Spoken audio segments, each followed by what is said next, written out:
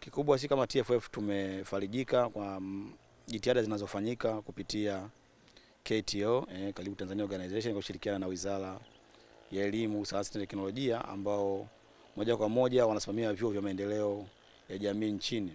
Kwa vyuo hivi vimekuwa ni sehemu ya uzalishaji wa walimu na wanafunzi au wachezaji wenyewe ambao wanapatikana katika maeneo ya jirani. Mafunzo haya tuna imani yataleta chachu kubwa katika kuweka karibu vijana ambao wanapenda kucheza mpira wa miguu kupata ABC toka wakiwa wadogo na kuweza kuandaliwa kuwa tayari kwa ajili ya kuja kucheza soka kubwa la kiushindani.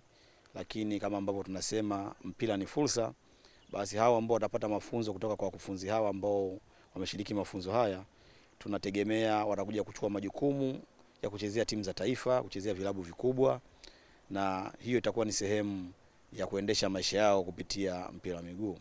KTO inashirikiana na TAMISEMI. Tuna shule za msingi 113 nchi nzima ambazo zimo kwenye programu ya mpira fursa. Unapokuwa na chuo cha maendeleo ya wananchi ambacho kina programu ya mpira fursa, ina shule ya jirani au moja au mbili za msingi ambazo zinaingia kwenye programu hiyo. Kwenye shule za msingi ndio unakuja kuwaona watoto. Kwa hiyo tunafanya kazi na vyuo vyote 55 vya maendeleo ya wananchi vilivyopo hapa nchini. Na mpira sio fursa tu. Mpira tunaosema sisi hapa tunaoratibu ni pamoja na usalama, kwa maana ya kwamba watoto wa kike, watoto wa kiume wanahitaji usalama, mazingira salama katika kucheza mpira huo ili waweze kutimiza ndoto zao. Tunashukuru tumeweza kupata mafunzo. Tunashukuru TFF, tunashukuru KTO, tunashukuru wakuu wetu wa vyuo kwa ushirikiano wanaotupatia. Nasi binafsi tumepata mafunzo haya. Tunashukuru kwa sababu hatukuwa tunaendesha mipira, hatukuelewa sheria mbalimbali za kuwafundisha watoto, lakini kwa sasa tumeweza kujifunza aina mbalimbali hata za utengenezaji wa viwanja ukiwa na watoto. Kwa hiyo tunashukuru sana.